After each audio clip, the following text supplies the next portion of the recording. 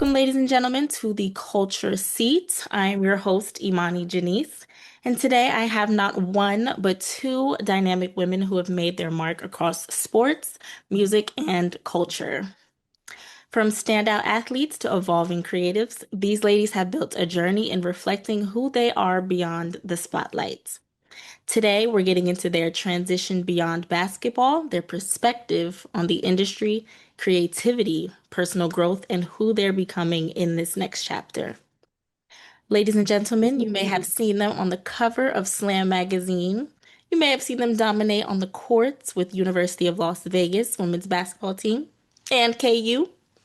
You may have also seen them perform the national anthem for their alumni's halftime show. So, ladies and gentlemen, please help me to welcome both Dylan and Dakota Gonzalez.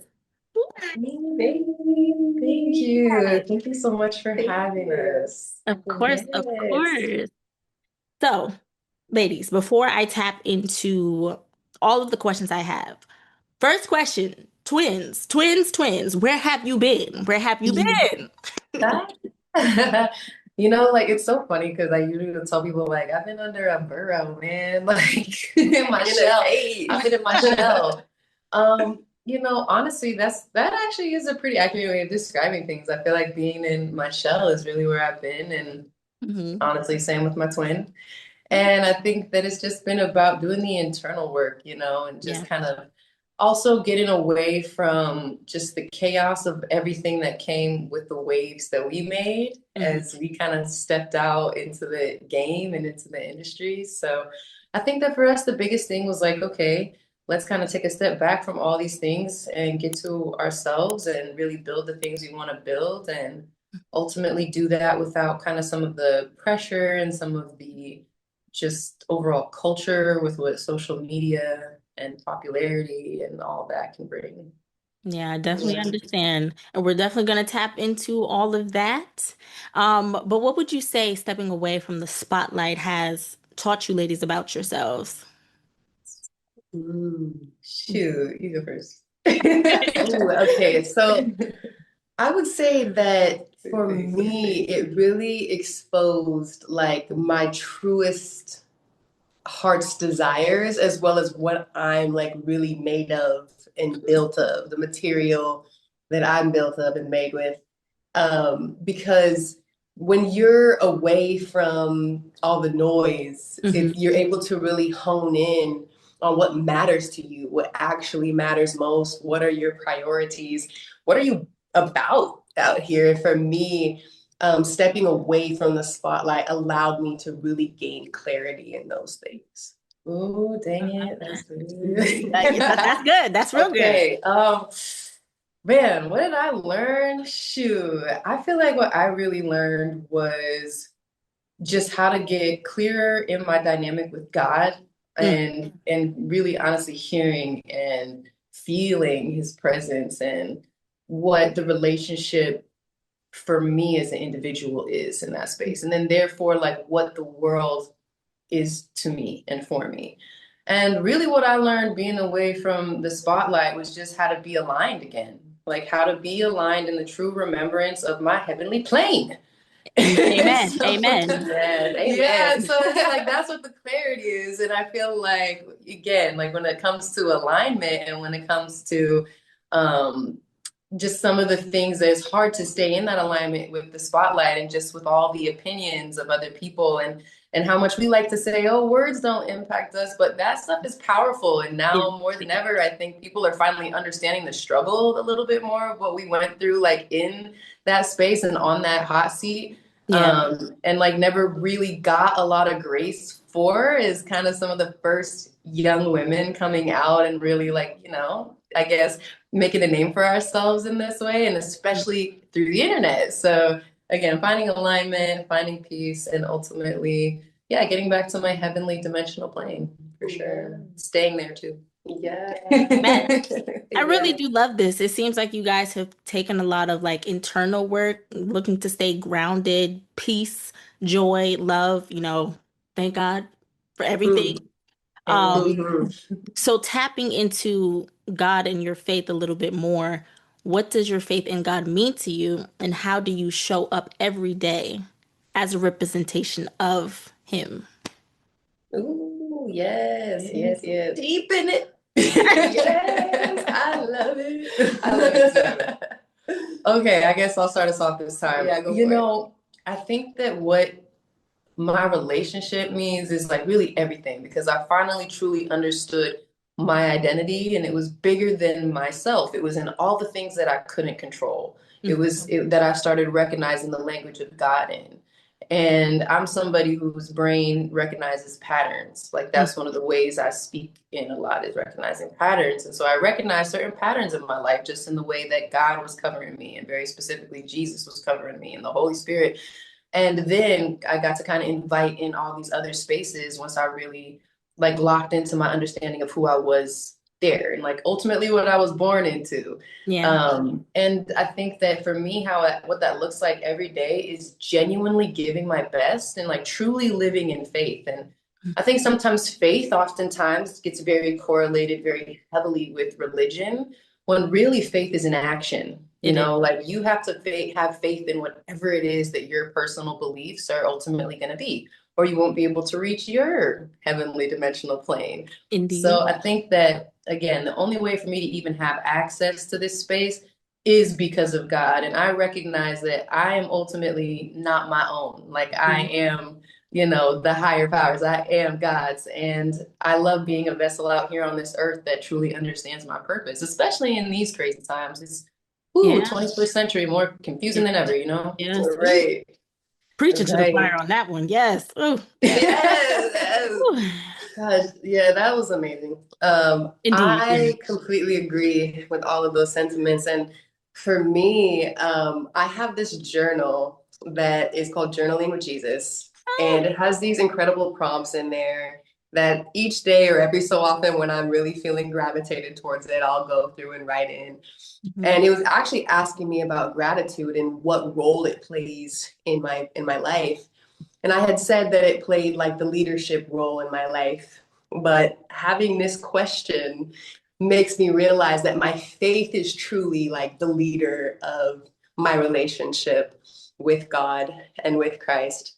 Because without my faith, it's like my sister said, I wouldn't be able to show up as the woman that I am today. I would not have traversed and triumphed over the obstacles and the adversities that I have had in my life because it was that faith that I leaned into, whether it was the high or the low, you know, being in that high vibration of faith, having that gratitude for the ups, but like truly having to dig deep and believe in the higher power to help me and guide me through those difficult times in space. And my testimony, just the life I've really lived, as well as my sister being witness to her, it's like we would not be here today as the women that we are if we didn't have the faith that we do and if we didn't pour in and buy into it every single day. Well, I won't say that I bought into it every single day all the time because just like any relationship, like it's a struggle, it's a challenge. Like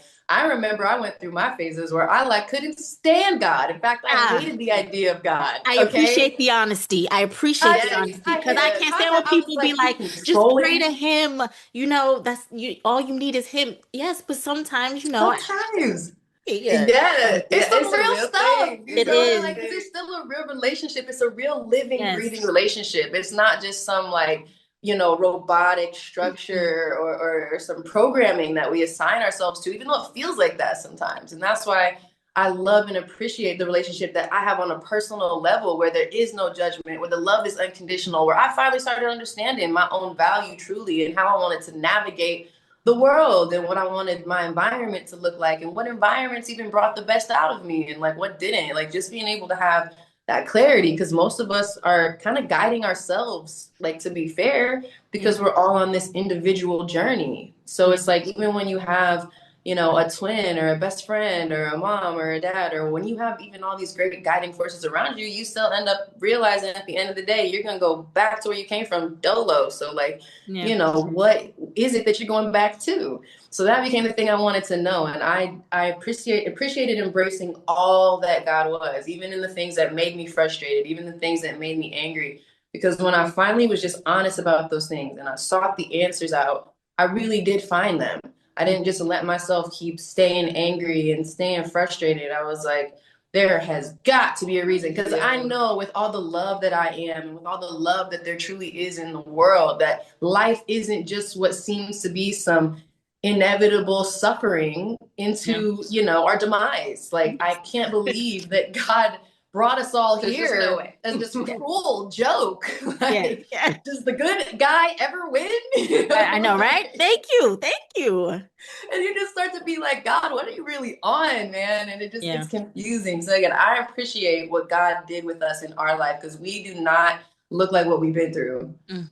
at all. So it's like, but I appreciate those things. I appreciate getting dragged, like honestly, through hell and back because I wouldn't have known what was really good in the world in order to get the clarity that I needed for how to move forward and for what it is as far as like kingdom goes that I want to build out here in the earth. That spiritual awakening hit us hard, girl. Really? Yeah. Hit us hard. Like everybody in 2020, like, oh, it was like, but to y'all. We wish you there. So yeah, I It was totally the agree with this you, for me. sister. Like it's one thing, like when you're coming out of it, where I'm so grateful to be in this place. And I was having this rant earlier today, actually. You know, when you just kind of like need to get stuff off your chest, you've got people that you need to like talk to, but you can't really say to their face yet. You gotta Of talk course. to God about it. Indeed. So Yeah.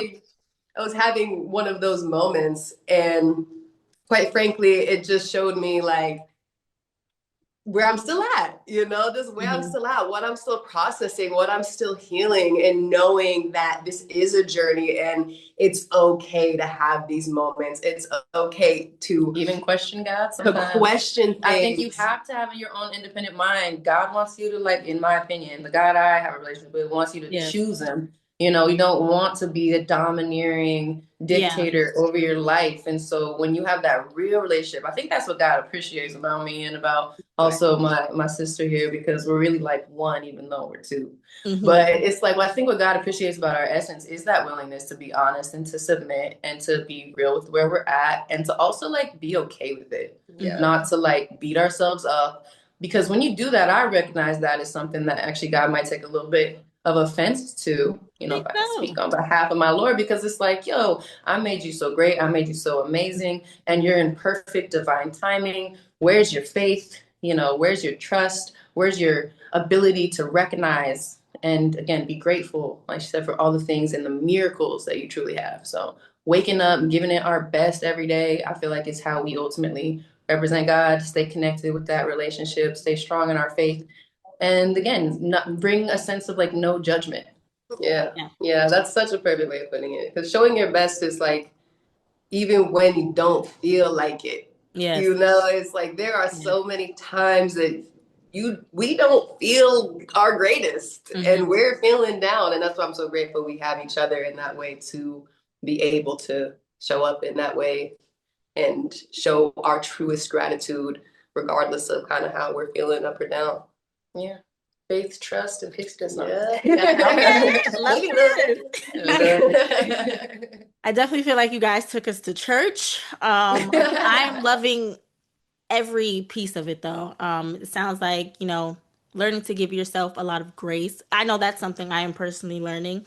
And like you said, having your own relationship with God, because I feel like those who came before us, it was like, just pray to God. He knows your heart. Ooh, you're getting angry with God, you're getting upset. Like I've experienced those types of things. And I'm just like, but if he's my father, I should be able to come to him and tell him my everything or frustration. anything, right? Exactly. So I truly do love this, ladies. Truly. Yes, it's so real. It's so real out here, y'all. So you said, you guys are one, but you're two. So how would you say like your relationship as twins has evolved as you both have grown individually?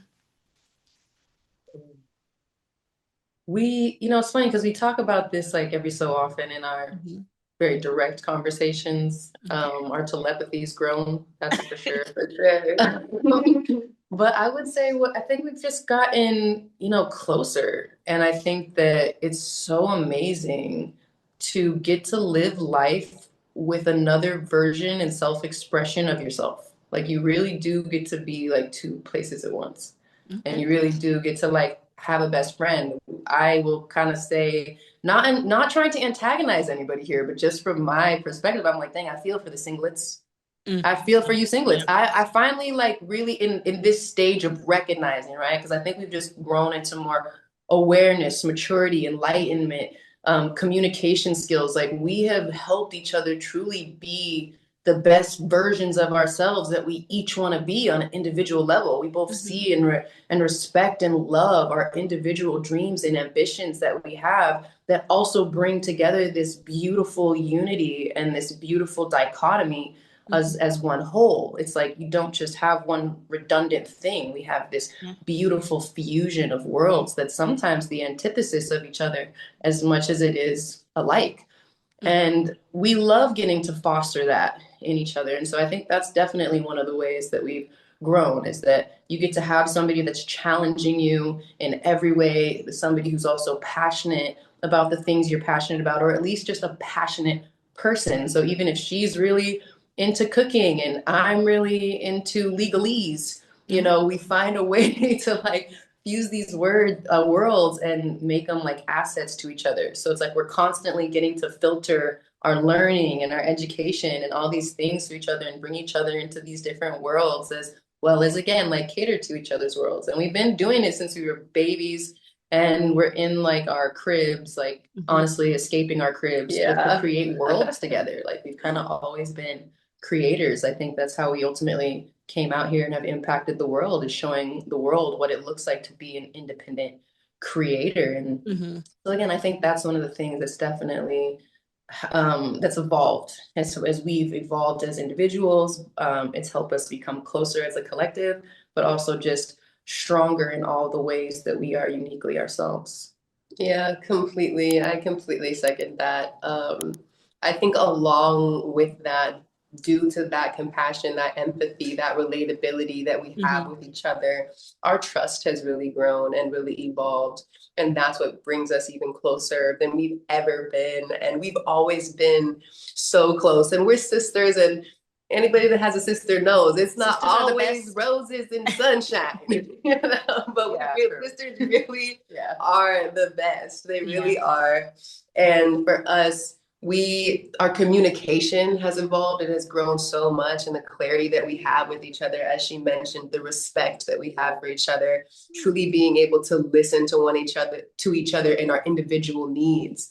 It's just grown so much. And I personally never thought we've always been so close. So I never was able to like see You can't like how you get closer. Yeah. But it excites me for where we're at today and where we're headed.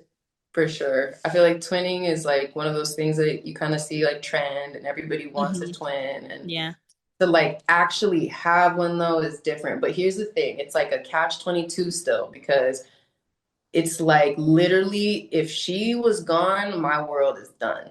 You know, like it's not the same. Like I would never be able to function the same again, like as an individual. Like that's just, it would be like me constantly walking around like looking for like my rib or like my heart or something. It's just a part of you that's so significant in the identity that fuses as a twin. So that's one of the things that can get a little bit like, I guess, scary, if you will. It's like thinking about just losing somebody so close to you that literally is like a part of you, a part of your identity, a part of your mental health and stability and like infrastructure of life. So that part is like one of those things that allows us not to take any second or moment like for granted with each other.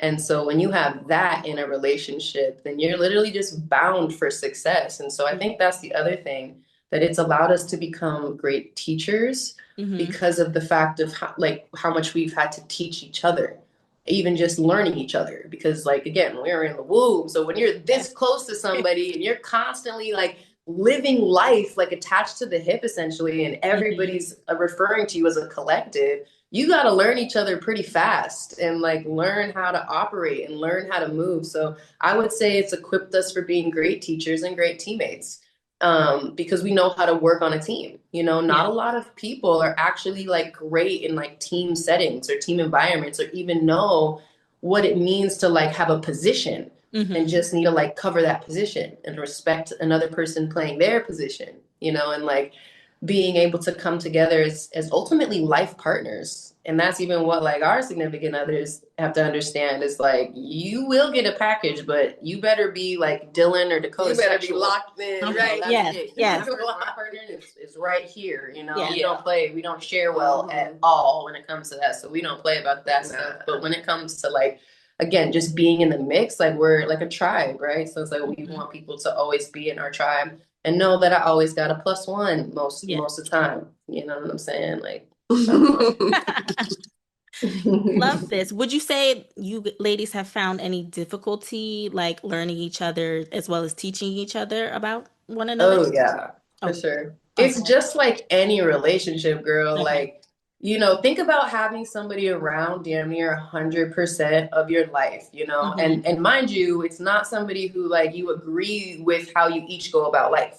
Okay. Entirely. Yeah. Like especially when you're in the beginning stages of like again, our we're only in our, thank God, third decade now. But there was so much to learn in those first 2 decades of like figuring out what does it mean to be a twin? What does it mean to be a young woman? What does it mean to be Dylan and Dakota?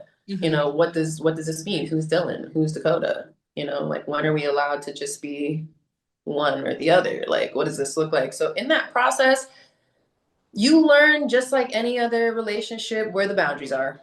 Okay. And again, you learn how to create those boundaries. You learn how to respect them and enforce them between each other. You learn how to make space for each other. You learn how to be patient and again, like choose to really ultimately learn the other person's language. Yes. Because like everybody speaks like kind of their own language and you have to learn and decide, how much does this person matter to me, basically, to want to keep learning that and to go through the ebbs and the flows that life is going to freaking throw at you. And then who's really your rider, like, are you with me when the times are just up and things are happy? Or are you really with me when it's like, I'm down and I'm in the gutter and I'm bleeding and confused and lost and might even like, hate you for a minute. It's kind of like, I think our relationship showed us the capacity that we had to love another person. Like, even when it comes to like forgiveness and like just all the ways that, not only have we been betrayed by the world, but even ways that we betrayed each other, even in ways we didn't always realize we were betraying each other just because life's really fast, and it's not until you sit down and you reflect and you realize like, damn, like, and especially also when you take space away from each other, because even though we're around each other a majority of the time, we still have to like reserve space like for our own individual selves and our own individual lives, because that too is not only just healthy for us on individual levels, but it's healthy for our relationship. So I think that way again in any relationship, really. I believe every relationship needs space. I believe that again in that space we're able to actually appreciate each other more. And again, go back and reflect on things while the other energy is not around, impacting the perspective to really digest how do I feel about stuff. Yeah, absolutely. I think that the concept and the idea of really listening to understand, not listening to be right, is like has been super applicable to our relationship. Because like she said early on, like we're very different personalities, and anybody that's followed us for a significant amount of time probably has picked up on some of those differences between Dylan and Dakota. Yeah, a little bit. And that's how we've been our whole life. We've been very individual people. Although we've had a very shared experience, we've also had very individualized experiences within that experience of what that was like, and we responded and received things from different lenses. And so really listening to understand has helped us so much. And that's why I say like our communication is something, the telepathy, it was built upon. We got to this telepathic, heightened state because of our true desire to understand one another and to speak each other's languages. Wow. I am in awe, truly. Like you guys, like you ladies, I'm just over here like, yes, wow. I'm just like you ladies are just like, again, you guys just seem like you're just filled with so much grace, so much love. Like you're in a really amazing mental space. Like it's coming out of your pores at this point. So I'm really loving all of this. Thank you. Of course. Now, I kind of want to switch gears into the basketball realm because you ladies have mentioned, like you guys have received a lot of, I don't want to say hate. I also don't want to use the word backlash, but but according to your But face, you know. I might just want to use that word. But before we step into that fully, looking back on your basketball careers, how would you say that has shaped who you are today? Wow, I will say basketball, I'm truly grateful for basketball. I'm so grateful. It taught me so many things. Like being a twin, it taught me how to work well with teammates. It taught me how to communicate with others. Mm-hmm. And it taught me how to truly flourish and step up to being a leader Okay. and guiding people. So I feel like the way basketball helped shape me was truly through resilience. And because when you're going on the court, when you're going to play and you're suiting up and booting up, like you're going to war, you're going to war out there. Yes. And it truly prepared me for life in that way, in ways I had no idea that it was, of the war of life, of what that was going to look like to have to show up every day, putting in the work and grinding. And it's Mm-hmm. not always about the moments that you get in the spotlight or when it's the big flashy moment. It's like, what are you doing to prepare for those moments? Because that's the everyday work, that's the longevity, that's what you have to sustain. And basketball really taught me that. It taught me discipline in so many ways, from making sure I stayed focused in the classroom, being a collegiate athlete, staying focused in the classroom, caring about my education and being a student. Mm-hmm. And on top of physical work and labor, really working hard to earn my abilities physically on the court and skills. Those things took real practice. So it allowed me to become a true student, like the truest of student in mastering these different practices and principles of discipline, of resilience, and and truly just passion, having passion and going for something with my full heart. I think what basketball taught me about myself was just truly what a rebel I really am. Like, and then also basketball taught me a lot about how I like process people and like how I ultimately kind of compartmentalize people just from what I learned like through the game itself, like everything it exposed me to, not necessarily something so like technically relevant or connected, like, Mm-hmm. oh, I learned this because the X's and O's. No, it was really like just all the places the game took me. And then all the like connections and stuff that it provided in order for me to be within a network that helped me to learn so much about life. And so when I was learning all of those things, I was recognizing actively, like I knew actively at the time, all the things that were not right about Mm-hmm. what was happening to my sister and I when it came to the human rights violations and the ways that we ultimately had our careers like dismantled and that we ultimately were too urban and too just independent and kind of rogue in that way. But we were really predominantly too urban to be mainstream as they wanted us to be and to be in the position that like could have made us like those next level like household names, but we were not the ones that they wanted to see that happen for. And my sister will always like to say, especially because hello, we made it happen, Yeah. policies change all the time. Yeah. And so it's like, but you never really see who had to come in and like make those sacrifices. So basketball taught me sacrifices. Basketball taught me about what it looks like for things to really be fucking unfair. Basketball taught me what it looked like, for people to ultimately kind of like, eat off the fruit of your labors. Like basketball helped me understand history. Totally. Basketball helped me understand I need to go back to the lineage of how I even got this opportunity in the first place, because apparently girls weren't even allowed to play sports. Apparently, Yeah. Title IX is still pretty new. Apparently, so is having a bank account as a woman, like all these different things that I started to just again become more exposed to and become more aware around, especially as I was actively living it. I think I can speak for many, especially peers of mine, who would say like most of us probably didn't go into the experience realizing exactly how restricted and how archaic and ultimately how antiquated the space truly was. Like the things we were learning about in school, like, oh, women's rights and all this stuff that we were like, what? This happens? That's so unfair. We were going to walk into. Like we had no idea. Like I think we really thought the world had changed for real, but really we came in and made that change. Like our generation of everybody who ultimately like pushed them up because we started to shift gears into this new social networking and into this new space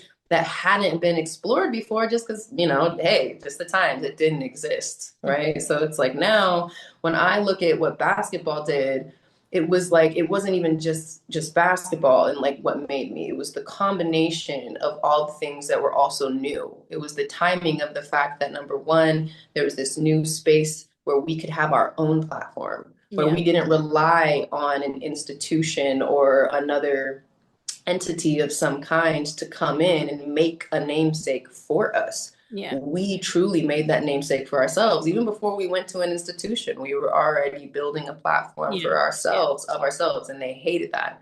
They tried to make it seem like it was because of the institutions that, we were popular or having these impacts and all this different stuff. So I learned again how unfair things were. I learned how to really fight. And like my sister said, how to have certain discipline and structure. And it really did show me what I was made of. And even just like my relationship with the Lord, love you. I also had a really hard, difficult relationship with basketball. I really did not like, honestly, stepping away from the game was really hard for me when we had to make our decision to leave college early and sacrifice our final year of playing. Like that was a really hard decision because I hated that it felt like it wasn't a choice. It was like I really didn't have a choice to leave because you guys are forcing me out because of what you are doing to me, as far as not allowing me to monetize, to make any money, to pursue a music career, to do anything other than sit here and be humiliated by you and everybody on this team and everybody in the nation day in and day out. Like we were not getting supported in that space, not really on any level, So it's like, of course, like how am I going to want to keep signing up for that? When there's this other whole world over here that's saying, hey, I know you got to basically jump off a cliff, but you're already having your wings trimmed over here. So like, what's it going to be? Are you going to go fly over here or just keep letting these people trim your wings off feather by feather? And it was like, well, I guess we're off the cliff, and here we go. And like that was pretty much what we did, and from there we just continued to try to navigate like, okay, how do we do this? And again, it taught us so much. It gave me so much strength. And I finally fell in love with the game when I got to like choose it again in the aftermath of it. I felt like for a long time it was a trap and it was an imprisonment because of just what the system had ultimately made it for me. And when I finally got to that space to fall in love with it again, I found myself again. So I would definitely say basketball is deeply, deeply indoctrinated, like into our hearts and essentially in our DNA. Yes. I want to unpack that, all that you just said, because when you speak, I kind of think of Allen Iverson, like you guys, I don't know if you guys have watched his recent documentary on Amazon Prime, where he was like, I had to take so much heat, they weren't allowing certain things. And then, you see so many people today kind of doing that. And it's just like, but he said, I think he said he had to be the sacrificial lamb or something like that. Yeah. So I kind of think of that when I think of you guys. Um, so in a recent interview, you both had shared that you guys got a lot of hate and backlash for basically being a woman, honoring your femininity, playing basketball. So, and you also shared that coaches stated that we don't want you to stand out more than you already do. How did that make you feel at the time? I was pissed. Okay. Hot. I was pissed, man. I mean, it still makes me upset to this day. Like, even if my kids ever face this kind of stuff, I'm gonna be that mama that's like, you sure you want these problems? I'm gonna be that person. Wait, hold on. I just hear we got some background. See, this is my anger. Revved up. Yeah, exactly. This is my anger outside. But yeah, so that's basically what it was for us. It was like, man, it made us so angry, which How like did you sucked. overcome it? Like that's what I want to know. How did you overcome that? Because We fought the man, girl. We fought the man, and we stayed true to ourselves, and we broke rules day in, day out, and we sacrificed our own eligibility for that. Like again, a lot of people don't understand the things that we did yeah. allows them to have the space to do these things, like wear their hair down, wear eyelashes, wear nails, wear undergarments. Yeah. Like we literally were like being punished. But like I got to the point, and you can really ask any of my teammates outside of even just this one, where I would literally be so upset. And my coaches would try to be like, oh, just tell the team that we made these decisions. And I would literally be like, I'm not playing this game. I'm not doing this. And don't get me wrong, like when I look back at that, I'm like, damn. But at the same time, I'm like, yup, 10 toes down, baby. Because it was really that much of a fight for how ridiculous what they were trying to get us to sign up for was in my mind. And don't get me wrong, a lot of people might look at my antics and be like, you were really ridiculous. And I'm like, I stood up for what I believed in. So I don't know who else can really like say the same. But I didn't have to do that. I didn't have to put my neck out on the chopping block for an entire generation. Like I didn't have to do that. But I'm not going to sit here and act like I was necessarily doing it for them, but I was doing it ultimately for the collective and for the principle of it all, which was like, why are you trying to control me so much to the point where you are actually hindering me from the kind of success I can have? You are actually sabotaging my potential and my ceiling. Because a lot of people even still don't want to have to believe in the sentiments of, you know, you look good, you play good, you know, you feel good, you play good. There is real psychology and science behind this. Yeah. And again, this was a thing that for us was mostly just getting thrown in our faces like ridiculous like philosophies of life. So it was like, this is the order, this is the tradition. And in certain circumstances, I really do respect that. But when it came to some of the things that we were doing, they were like not that out of the ordinary or crazy from our perspective, that for people to be so rigid to where we were like, okay, we understand why this is. No, we never understood it because it was just hate. It was just about hatred. It was not and control. It was not about, oh, because of the team, oh, because we're trying to stand on our traditions. Well, then how come I didn't see your traditions in any of these other spaces being enforced? So it's like when we got to the point where the logic was just too clear, we realized that no, people just want to enforce a certain level of power and control over what we're doing because of whatever complexes they have going on and however our light irritates their demons. And you can see it from anybody. And this still is something that happens to kids and to people to this day. It doesn't matter. Like you want to think, oh, my coach has my best interest. No, coaches will sabotage you. To this day, a lot of them do not have their own ish together. I'm just going to be so for real. They're some of the most imbalanced, stressed out people of all time. So a lot of them are really just sitting there worried about keeping their own job, not really worried about your career and where it's going to go next. So they want what they want. And when you have people who are not trying to, at the very least, be open-minded to hear you out and just want to treat you like a product or like a programming as opposed to like a human being, that's where we have a problem. So that's where Dakota and I, we were willing to be like, no, you're going to see me. You're going to treat me as a human. You're going to meet me, you know, ultimately where I'm telling you I'm at too. We're going to take advantage of a moment. Like we always knew we were ahead of the game. We didn't realize just how far ahead. And like, we didn't realize how, I guess, difficult it was going to be for that moment to happen. But we're grateful that overall it happened quicker than we thought. I mean, shoot, we could have been in this heck for another 2-3 decades. So like things started happening, but it had to because the times demanded it. And like they were either going to let an opportunity go and ultimately come crashing down as an empire, or they were going to get with the freaking program. And just like Allen Iverson, we are the program. We are the program. You know, we were the program they needed to get with, and they didn't want to, but they started to. And once they did, now look at them flourishing. You're welcome. And truthfully, it's like, she's quite frankly, it felt like it was very personal. It felt like it was because it was us that this was happening to, because we were getting the attention that we were getting and the response that we were getting. Was, by the way, which nobody was this getting. is normal now. Okay, but nobody was getting this kind of attention. No, not as a female athlete. Yeah, not as a yeah, female yeah. basketball player. especially basketball. That was not Agreed. happening. Okay, that not to the degree that Dylan and I took it to. It was not happening. Not to the masses that we took it to. Was not happening. So it started feeling like, nah, this is personal. Like they're making this personal against us and directly attacking our femininity in the process. Mm-hmm. And again, quite It's just to try to tear us down. That's what they do to and to everybody. be blatant, this has been a conversation that we've had and that we've had with other players, and we've heard players of the past, great players of the past. Mm-hmm. The community of women's basketball is primarily homosexual. And we have no issue with that. We don't have an issue with that, but it did feel like our heterosexuality.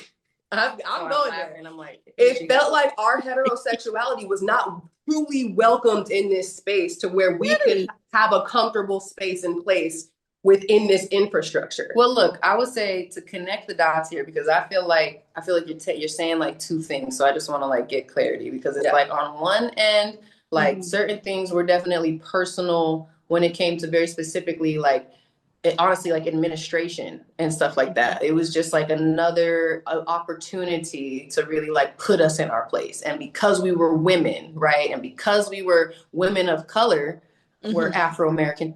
Okay, so it's like because of that, it was like an extra, like, how do I say this? I hate, this is what's coming to mind, like lashing. It was like an extra lashing on us. Like, you extra don't know your place, woman. Yeah. And so it was like, oh snap. And then on the other side of things, where the backlash not only came from the administration side that they were covering, but the other side, which she's talking about, is the side from the community of the players and the atmosphere itself, like in that space. And it is, and we're allies to the LGBTQ plus community. But what I want to just simply be able to talk about is my experience as somebody who's not in that community, coming into a community where it's heavily dominated in my space. Yeah. So one of the things that did feel definitely like difficult was it was like the women are just like extra catty. So it almost kind of felt like, okay, I felt like we were dealing with, how do I put this? It felt like I was dealing with the women who are straight, or maybe one second. Sorry. Okay. Well, the women who, let's just say, are straight or predominantly straight, but they're not as feminine.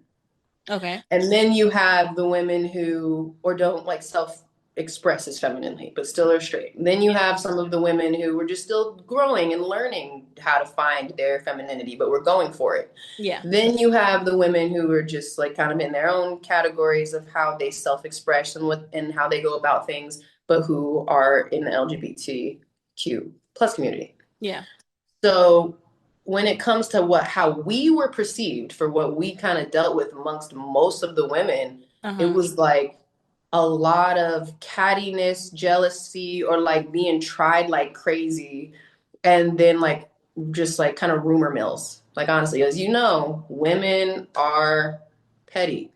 And a lot of women will just kind of like start for nothing. Like just because of whatever it is that they feel within their own, whether it be like insecurities. And I can even say this as a woman, just in my own nature of just understanding the feminine energy and like what it looks like when you're in a low vibrational or unevolved place, of even just true self-awareness. So we were, again, kids and things like that. So we were growing up in this space where it was kind of like, dang, like, who are you really supposed to trust? And it felt like a lot of the women who we could relate to were so busy competing with us or against us that it created like toxicity. And we didn't even know that women were competing with us on such a level to where they wanted to be us so bad, they would be willing to do anything they could, like get close enough to us to stab us in the back and try to like live our life, whether it be with or who, whatever, and like ultimately like rob us of our own life. Okay, just paint a picture there. Anyway, so then that was what we would deal with some of the women in that space. So again, that's very unwelcoming. Again, we're getting it was a lot of heat, a lot of backlash, a struggle there. Then you're having in the other spaces, the other side of the coin, which is like, again, you're just kind of getting tried, or I guess sometimes people would just be extra mean. I don't know how to explain it. Like they're taking extra digs at you. They're taking extra like stuff out on you.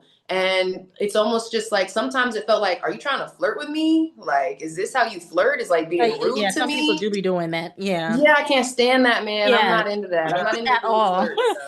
Yeah, but it was like that would kind of be the case. And then, yeah, like people would be trying to get close to me to do the same thing a man's trying to do, which is like to get with me. And in the space of like, just, I guess the women's atmosphere, it's like, you know, that became one of those things that was almost like you couldn't even really talk about because we don't really make up the majority. And then it's almost like you just get gaslit a little bit. And it's like, oh, this isn't real. Oh, you are welcome here. And it's like, well, if I can't like be proud of my existence without you taking offense to it, because like I love y'all, but like why can't I say, why is it so terrible for me to say I'm straight and I'm proud without, you know, you taking offense to that? It like feels weird. It even sometimes makes me cringe, like, ooh, did I just offend somebody? But it's like I'm not trying to offend you, but like now if you do feel offended, then kind of welcome to the conversation. Like, you know what I'm saying? Because it's like I just want to be seen and respected. Again, it's back to like those boundaries, and we just didn't feel like we ever really got that. We didn't have people that were really trying to see us and understand us. We felt really judged, and it was really hard because again, it's like people just want to draw these conclusions, and especially when you're having success or on the court, like whatever orientation you were, if you're a baller, you're competitive. And so it's like when you see other people that you don't feel like deserve it because, oh, they're over there with their boyfriends or they're over there flying here and they're over there in the studio, they're not serious enough about basketball. So you almost feel a type of way about the fact that we were getting like more attention in the basketball space. And so it's like you kind of just want to try to like, what's it called? Like block us out. Block us out of this space. And I just always felt like, dang, man, like there's room for all of us up here. Like that's why I always constantly did nothing but try to like support and embrace the community. And I'm still gonna do that like in my heart. But outside, like when it comes to just even future conversations, like after this one, I don't know if I'll keep addressing stuff as far as just like the history or WNBA. I don't know if I'll address stuff like exactly the same. I genuinely don't know. I know I will have to talk about these things because ultimately I'm in this space. And again, I want to make sure that what we got from our experience, I can pour that wisdom into the world and people can come and they can understand what they're walking into when they come into our experiences and what it is that we're trying to curate in our corner. You know what I'm saying? Yeah, truthfully, it just felt like we were never truly welcomed in this space, in the basketball space. We were welcomed by our fans and by the people that wanted to see us in that space. Or that wanted to date us outside of the sport. You know, people that were like, oh my gosh, so tuned into what was going on, like two twin baddie basketballers, like we want to see that. But the actual space itself did not welcome us. And I truly do, I'm not gonna lie, I toss it up to insecurity and jealousy. I really do. Because you don't come for me if you want to, but that's really how I feel. I feel like, because you can't deny my sister and I as far as like what we did and the impact that we did. You don't wake up and just get a basketball scholarship to the top Division I schools in the country. You don't do that. You don't wake up and just make the top 100 players list in ESPN in the country. You don't wake up and get honorable mention McDonald's All-American. You don't just wake up and be cute and get that. You don't wake up and get an offer. It's not how it works. You come play in the WNBA. You don't do that. You put in real work. You put in real work every day and you compete every single day. You earn it. No one gives a damn if you got 1 million followers on the gram. You can't get on the court and dribble a basketball. You're not getting a scholarship for that. I'm sorry. You might get a brand deal. You might get a brand deal, but you're not getting a scholarship. So they want to discredit us every which way because they're jealous and because they feel a type of way that we choose to express and be who we are out here. We were never trying to take away from them. We were always trying to pour into them, support them. We on our Slam interview online, we talk about, hey, I would love to be able, these women are ballers. We credit them. We big ups these women only for them to treat us like fans and treat us like we should be kissing their ass every other corner. Every time we step into a room with them, they're so intimidated, trying to flex on us, make us feel a type of way. And I'm over that shit. Sorry, excuse my language, but no, I'm not going to keep taking it. Me, I'm the one that's the nicer one. That's true. Yeah, that's I'm very nice, but like, no. I say I'm nicer because, but even when I'm as angry or as mean, I'm still capable of sometimes being nice. But sometimes that's put me in a position to like just get walked all over. Like, don't get me wrong. Again, I'm a rebel. I'll fight for my rights, but I genuinely try to seek like unity. I try to seek understanding. I try to seek community. My sister over here, she's like the sun. She's a fireball. So she's like, F you and your unity if you're gonna be over here disrespecting me and you're gonna over here play me and my family and our bloodline to our face. Like, we're not legacies and like we don't deserve to be like, at the very least, just like acknowledged. And in the conversation, like, at the very least acknowledged, you know, like if I'm around, right? Like, I mean, don't get me wrong. I'm talking to a very specific community because I don't feel entitled to anything. Like, again, look at Allen Iverson, look at all of the greats out here who literally get dogged, but at the end, like, and to in certain communities and stuff.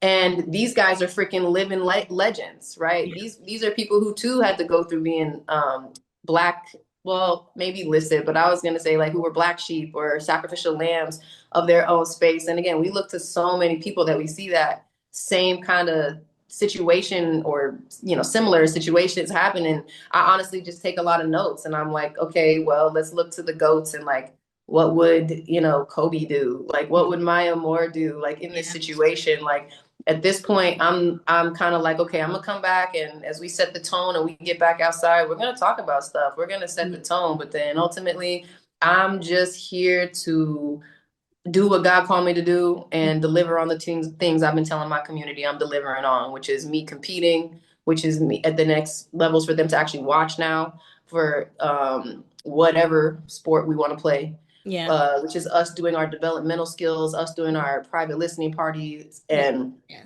dropping our music. Like, these are the things that I'm like the most focused on now. And if these women in the future in these spaces want to come together, like, I still want to be like open to that. I don't want my energy to be so fiery to where it's like, dang, like, well, no wonder nobody wants to like come over there and rally with y'all. But no, like, we got real reason to be mad. Motherfuckers have been like throwing salt and dirt and like dragging our names and doing some stuff that's just not right. But in my effort to like, what would Jesus do? It's like, I'm not gonna do y'all like that. I'm gonna keep like, you know, ultimately respecting what it is you do out here. But it's like they say, if I don't necessarily have anything nice to say, then I'm just going to keep that to myself, keep it pushing. Again, wish you all the best. Hope, genuinely pray and hope for your success. Truly, I do. Because to me, when I see a world where I see people thriving and succeeding, that reflects my internal reality. And so I see nothing but success around me, even for myself. So it only continues to attract more abundance and greatness and prosperity to my life. When I see people do great, it makes me happy. So I want to see them do great still. But it's like my sister said, if people want to come and be disrespectful and like be crazy and try to like diss us still and try to treat me with the same treatment that they treated me with in the past, they are going to be greeted with an unexpected response. Okay, I'm going to give them that same energy back. And I'm not going to be the only one that's felt feeling like stupid or something. Like, I still got it in me completely to make a scene. Absolutely. But I don't, I'm just being honest, y'all. I'm just self-awareness hour.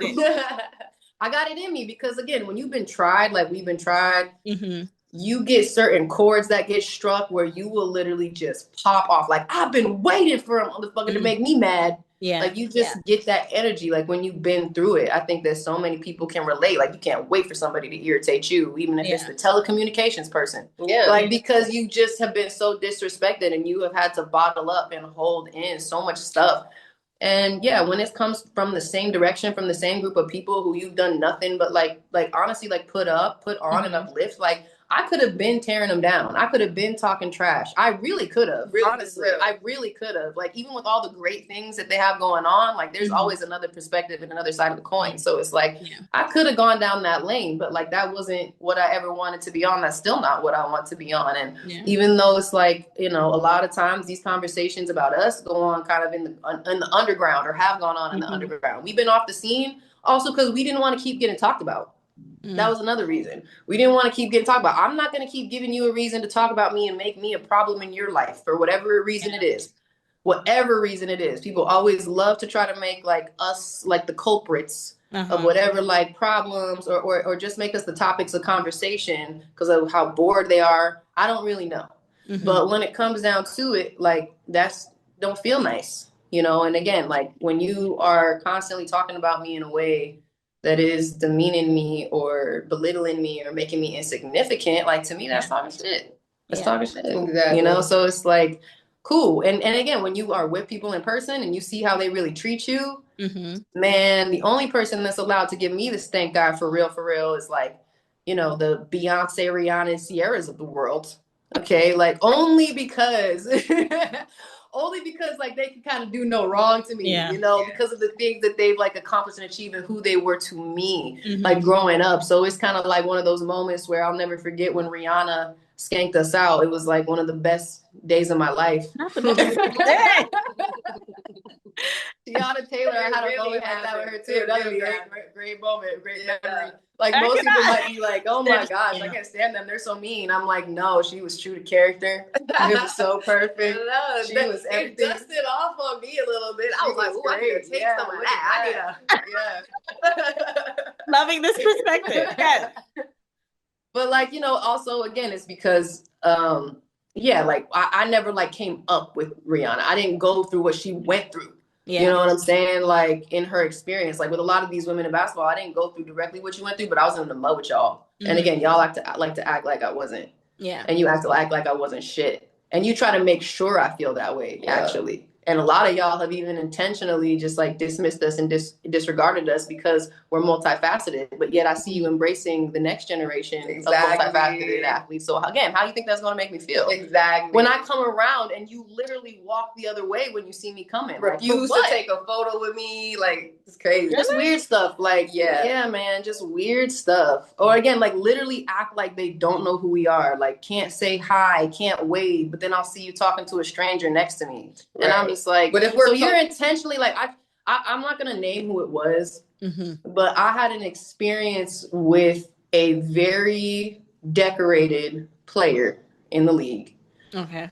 Where we've sang many anthems, professional, like honestly, that's kind of one of the things that just like we would say it was getting our reps in, like where we were constantly making sure that we were staying involved musically and like doing performances until we got our stuff together enough to where we were like, okay, we're ready to really deliver on our own stuff and on a show for real. Yes. But for that, and then plus it was just such a great way for us to represent our pride in our country because we are like, it's not pretty. You know, we got a lot of things that we got to work on in this country, but I'm still proud and I want to continue to be the pride and joy of this country, of seeing the transformation. Yeah. So when it comes to us singing, we've done it again, a lot of places. So it was in one particular moment that I was singing the anthem and I'll never forget, I go up and I'm having my sound check and all the players start coming in, right? And I'm like, and mind you, there was a couple other little like random people in there, photographers, like, again, just random people, right?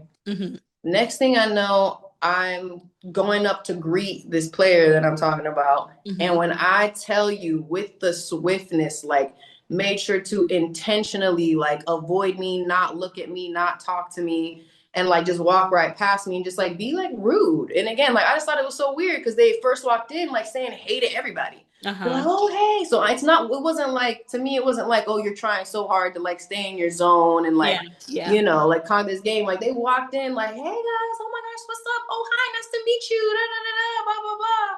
And then I was like, hey, what's going on? And they were like, jealous. And I was just like, okay, got it.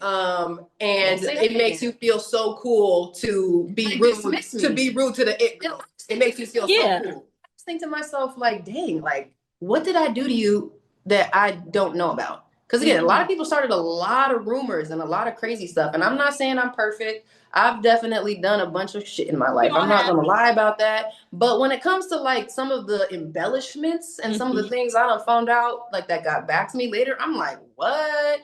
And then again, we've had some experiences where I go, well, so, and I say, well, because again, certain little things, right? Like somebody's man likes my post, but now I'm the issue, right? So it's like, I just look at it and I just kind of, I just shake my head and I'm just like, okay, Yeah. like I pray that one day, like whatever you got going on and towards your energy, towards me can be resolved. Yeah. That's all I can say. Cause we want to be able to be embraced. We want to be able to do great big things together that we Yeah. see we can do. It's like not getting to see some of your favorite like artists like collab or like come Yeah. together and do great things together.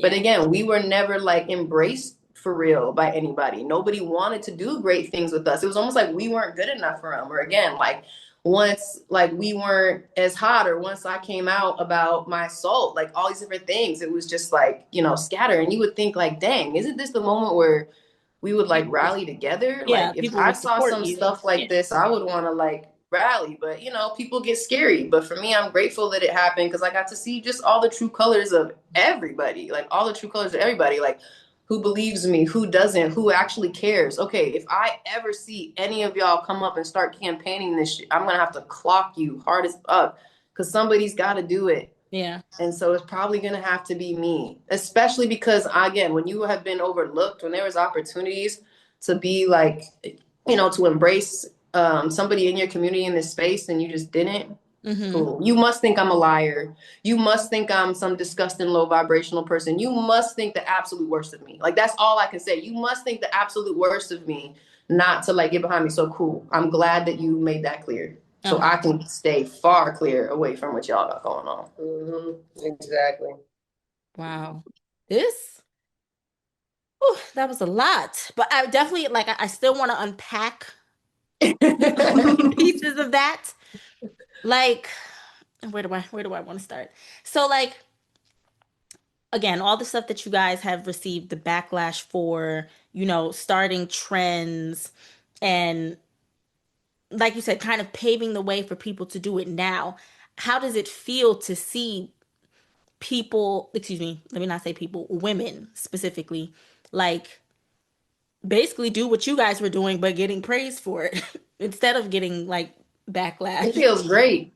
Honestly, to me, it feels great. But let me tell you why. Do you know how much evidentiary support I done raked up? Oh, Okay, about the facts that I had been living in. oh, So it's like now seeing all these people like do what we have like ultimately ushered in the era to uh-huh. do is Hmm. so validating. It's so Okay, validating. It's I like, love it. yes, like we told y'all, we wasn't crazy. We knew that what we were doing was the right thing for ourselves to be doing. Look at what y'all are praising now. Look Yeah, at all the things you're telling people to go for now. This yeah, wasn't yeah. a thing then. You literally told us not to do this stuff. You guys told us we weren't focused enough basketball players. You guys told us we weren't good enough. You guys told us we were too worried about looking cute than hooping. Mm, But now the conversation has shifted and now you guys are switched up. So I love that shit because now I get to call all the rest of these people out. mm, So it's like, it's great because now I get to be like, oh, what'd you say? What was you saying about that? mm. So I appreciate that this is the era that it's in. I'm always gonna still feel the same about like, okay, but we're gonna see who actually shows up with some respect over Uh-huh. here. Because at the end of the day, we don't really care what anybody thinks of us. We're gonna teach you how to treat us. And we're really this. And we're really like this. And Period. we really have our own kingdom that we're building and we're trying to build with others. So we want to see who is going to not only like gravitate towards us, but who we're going to gravitate to in this new space, in this new era. So we're super excited about getting back out here and now doing our skills clinic. And well, we get to compete too, but in the process of our traveling events, one of the things that we do is our skills clinic and showcase for young girls. And not only do we get to do it for the young basketball ladies, but we also do football and track. And then even some volleyball in there too. So we get out here and we get to really like develop these young athletes and then these young ladies and students who now get to take advantage of this space and also who we get to look at. It's almost kind of like looking at your kids. Yeah, yeah, I can It's see almost that. kind of like looking at like your little sisters or like your little siblings. And I have so many like again, young ladies out here, not even just in sports, but even in music or who want to be influencers or whatever it is that they take away from our brand that they like are so inspired by that they want to apply to themselves and that they get to do and that they get to be rewarded from. So it's not even the same like it was for us when it was like pulling teeth out to Mm, get us to do something because now more and more clear pathways continue to get made for there to be a future here of economic achievement and therefore overall security and stability in your lifestyle. Yeah, I completely agree. I really do think it's a beautiful thing. Like, I love to see that what we did and what we were doing was something that people really were in love with and really did love to see. You know, I love to see that because we were not getting that type of validation. So it's like Dylan said, it really is like, wow, this is it. They really, we really were doing the thing. But one thing I want to say, sorry to cut you off, but I want to hear your guys' thoughts on this, because one of the things on the other side of this conversation that I feel like though, that sometimes what all of this like kind of opportunity, and I call it like adulting too soon for the kids does, is sometimes I actually think it overinflates some of their egos. And so that's where I get to the point where I'm like, okay, where are we going to draw the line of respect? Because are you just going to look at me like how a lot of the generations do to or generations coming up do to the generations ahead of them, which is like, you kind of look at them like, oh, you're washed up, you're this, you're that, humility. no respect. Yeah. So what do you think about that? Do you feel like that's the thing that you're sussing out, you know, like of this generation, or is that something that you feel like you've even seen already? Yeah. I'm asking y'all. Yeah. The tables was turned.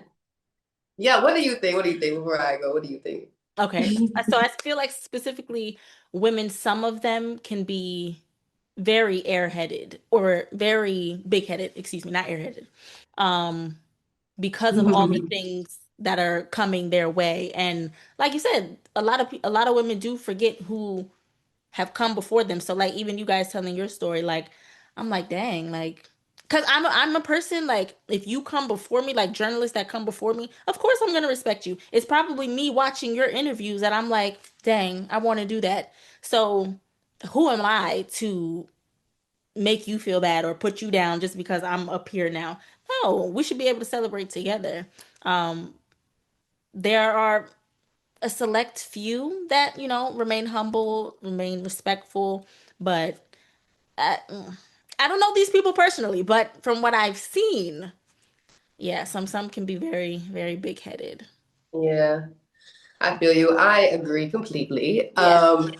I would say this, and I say this like Dylan was mentioning earlier, because there's certain relatability that I can have to that arrogance to a certain capacity. Not all the way, because I did have to go through real shit and I had to earn my stripes some hard ways. And not in a way that but that's what I think some of these players are lacking, unfortunately. And this is why I do not envy this younger generation, because when you get it so good and it's able to come so easy for you, and you're not the one that had to get, you know, be the sacrificial lamb and go through the trying hard times and make you question life in total, not just the sport. Yeah. When that's not your reality, you're not able to truly respect what it took for you to have that opportunity until the hammer comes down on you and it's your judgment day. Yeah. Yeah. So I feel like a lot of these young players, a lot of these young players, especially the ones that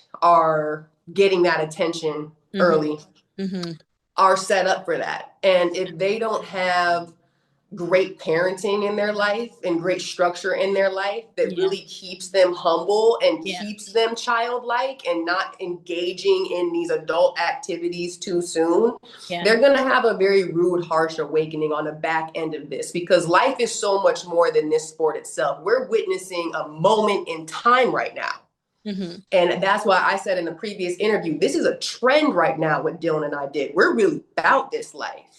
So we're going to see, not only in this next decade, but in the next decades to come, we're going to see who's really about it like that, or who's just up with the times because that's what's hot right now. Yeah. We're going to see. And I do feel like there's some rude awakenings coming for some players. And it is what it is, you know, but if you're able to truly get through it and you're able to, like we did, find God. And I feel like that's what's missing in a lot of these younger players' lives. God. I feel like a lot of them are missing that. They think, you know, what else they're missing? They're missing Dr. Dill. That's right. Yes. That's right. So I'm telling you. That's right. I am the perspective doctor. I will help them get all this navigated. But the thing is like, you can't heal what you don't reveal. And also you can't expect somebody to be ready to have a conversation or come into an awareness of something they're simply not ready for. They're not ready to acknowledge. And even if your body's perfectly healthy, when you're mentally checked out or when you're mentally ill, your body will just break down on you. Yeah.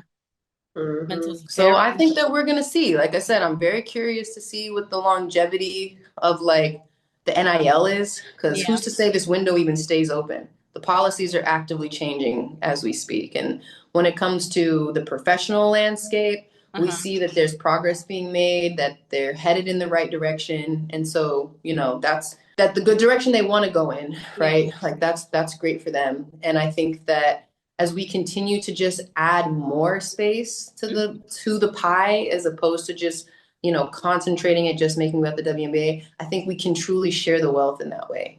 And I think that we really need to reevaluate the values that we are continuing to like push onto the next generation. Love that. Yeah.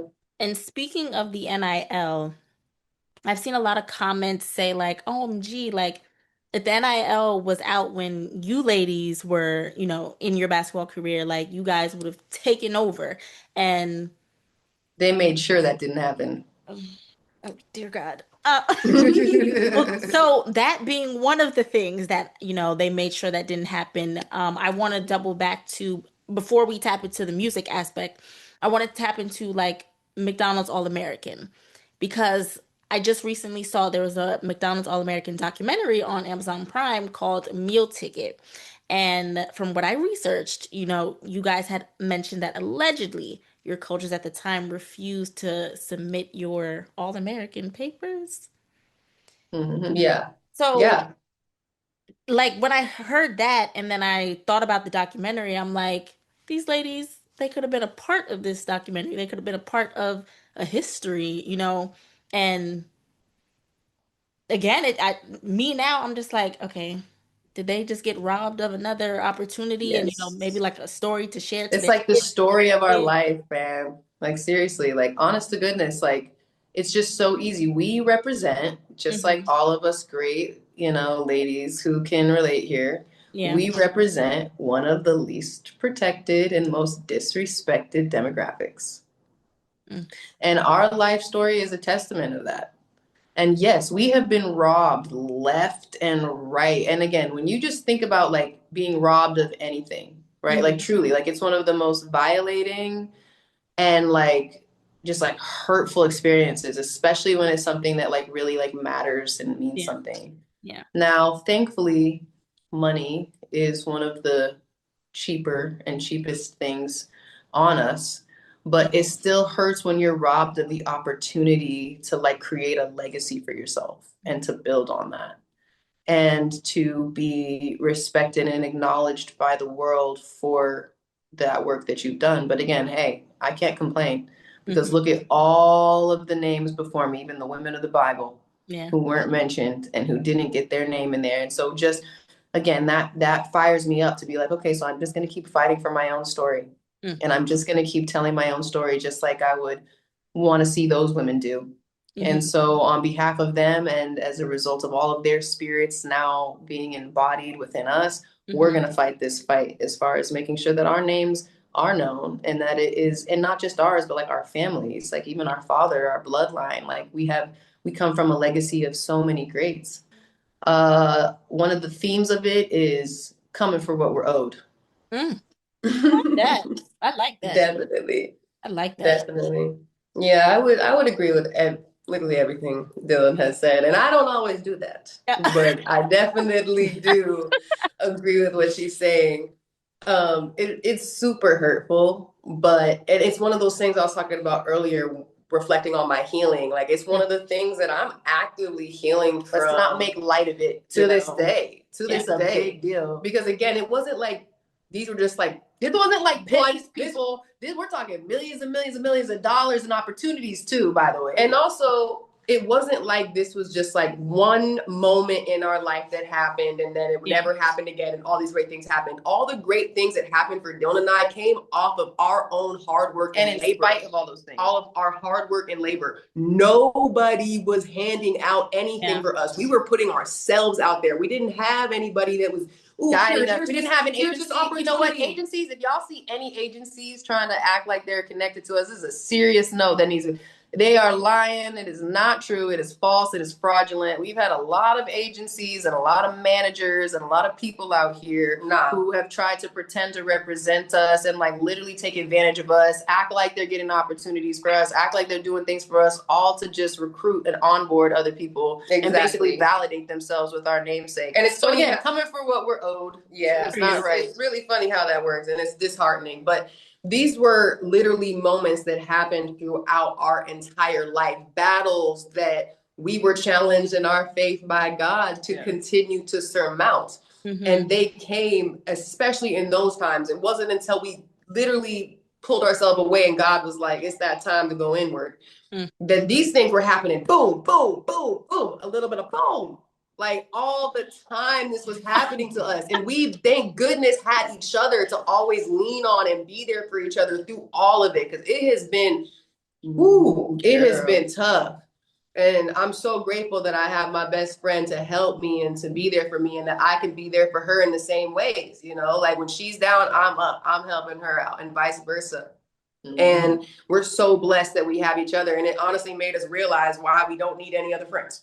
Not that we don't want that, but it just showed us like we know who's really down, and it's this one right here. Well, it also showed us like exactly what friendship helped us define friendship. Yeah, it showed us what friendship really meant to us. So I would say like I have people in my social network, you know, but I don't really have, because I just realized like at the end of the day, my life was still a privilege. And like I said, I'm still here. I'm still breathing. I'm still competing. I'm better than I've ever been. I'm more ready than I've ever been. And it's not over for me. It's just the beginning. So what do I really have to complain about? I get to come into this next chapter with a whole bunch of wisdom. You know, I'm not starting over from nothing. I'm starting over from like I said, a pool, a well of wisdom, of esoteric wisdom that literally could not be like given to me otherwise than through these types of experiences. And again, now kids, when I go and talk to them, they get to trust me because I'm telling them about the real experiences and how it really goes. And even though these moments, like I actually appreciate being like the underdog or like the underserved in Love a an way. underdog. Love them. Yeah, you know, exactly. My favorite. So it's like I appreciate the underdogs. I am an underdog. We are underdogs. And when it comes to like most of the kids and most of the people out here today, peers, whoever, like I feel like we kind of are like underdog gang if you're not in that 1%, you know? And so it's like when I see all these kids out here who need testimonies of great people who weren't like just the thing. And even though it looked like we were the thing, like she was saying, we had to really fight for that, man. Like we positioned ourselves to be that thing. Like we were not appointed this thing. We were not necessarily awarded this thing. Like we fought for it and we kind of took it for ourselves, you know? And so when kids get to know like, yeah, no, I didn't get to be a McDonald's All-American. I didn't get to do these things, but I didn't let that stop me. You know, I didn't get to go here, but guess what? I still got this opportunity and I could have. And guess what? I felt great because I got to turn the opportunity down instead of the, you know, other way around where I'm just being humiliated in the grand process and scheme of it all. You know, like that's ultimately what it became for us. It was like, you know what? I know God's got this too. Yes. I know God's got this. And again, I know we get to start not necessarily over, but again, this next chapter in this next phase with so much wisdom and just so much faith and certainty because God, he's a just God. Amen, amen, amen. I love this. I don't want to say your story is sad, but it's sad, but the way you ladies have looked at it with, again, grace is a big word for me, especially because I feel like this past year, grace can be used in so many different ways. Like the way you guys handle it is very graceful. You know, the way you guys think about it is very graceful. And I just love to see the healing aspect of you ladies' journeys, truly. So segueing into the music aspect of you ladies' lives, I kind of want to touch base with basketball and music as we're segueing, because mentioning the halftime shows, you guys sung a few of the national anthems, but I think as you said, you were you were doing basketball, but you wanted to try the music thing as well, like. And Dylan, I'm going to quote you from Slam Magazine. You stated at the end of the day, the only thing they would allow us to do was sing the national anthem at a game and make music in our home. It just became this fight as to why we wouldn't do anything outside of basketball without all of these ticky-tack regulations coming into play. It just became so stressful. So first, I want to know, why would they not even let you? Like, was that just a part of their rules, or they just didn't want to Yeah. see? It Okay, was a part of, this is where the like it got nobody could do specific. Yeah, it got, this is where it gets specific in the semantics of what signing yourself over to a scholarship was then. Was they owned you. They the owned school your owned you. name. The school owned Oh, your name, your image, and uh-huh. your likeness. So if you wanted to make money on any of those things, it had to be licensed through the school, but they didn't do licensing deals. Okay, unless you were talking really big money, which we were at one point. So Mm-hmm. basically, what happened was we weren't allowed to sell music because it was anything we did, or like put music out, anything we did was considered promoting a commercial establishment, and that was against the NCAA rules. So because we had a platform, and this is where it got personal, because we were the only ones who were getting violated for this because we had a platform. Meanwhile, everybody else who didn't have a platform could just get away with whatever because there was no, like, radar on them.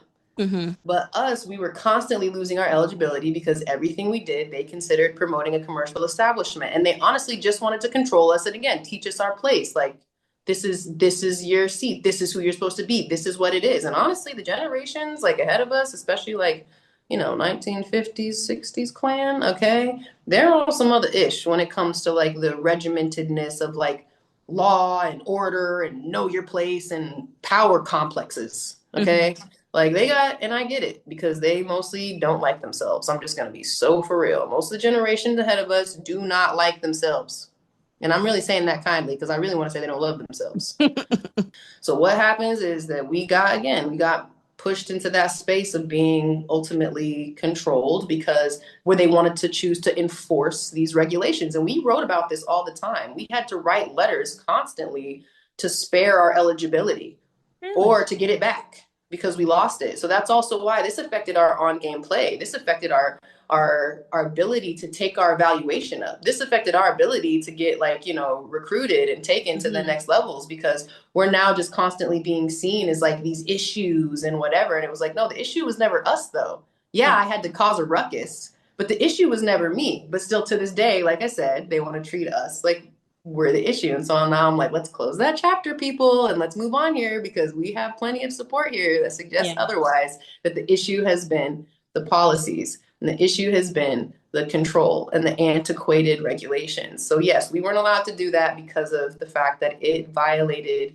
our agreement with signing to the NCAA. And anytime we put music out, we were promoting a commercial establishment because we were selling our name, image, likeness. That's why we went by Two Gons. We actually had a music name by And we Two didn't Gons. use our faces. We wouldn't use our faces so that we could sneak drop music. So if anybody It was like that saw us deep? on like SoundCloud and you go and you look up IIGONZ It's underscore, distorted images of it's us. distorted images of us because we couldn't use our real image because they were clocking us all the time. So then we just like dropped stuff and started doing stuff in the underground so that people wouldn't know we were dropping music. And again, now we see all these athletes out here doing music, doing this Yeah, and doing that yeah. and having a full-blown career when we were literally not allowed. And like this just happened. And again, people want to act like this didn't happen for us because they saw us posting on our social media. And it was like, just because we were posting on social media doesn't mean that we were trying to show you guys how hard we were trying, not just Mm, that things happened for us. yeah. Like this is how we were showing our commitment to our lifestyle. That's what we were doing, not that we made it.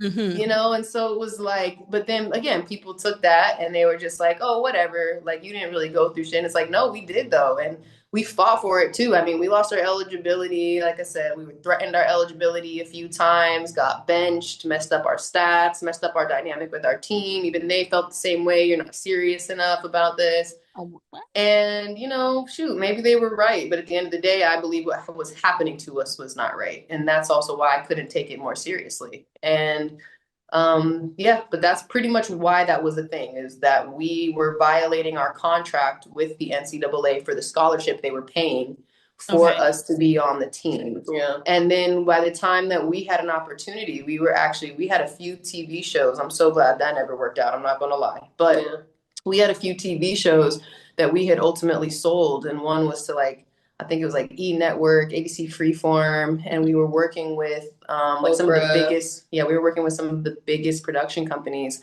like the biggest production companies in the world. We were working with Oprah. We were working with Alibi Productions, which is Howie Mandel's production company.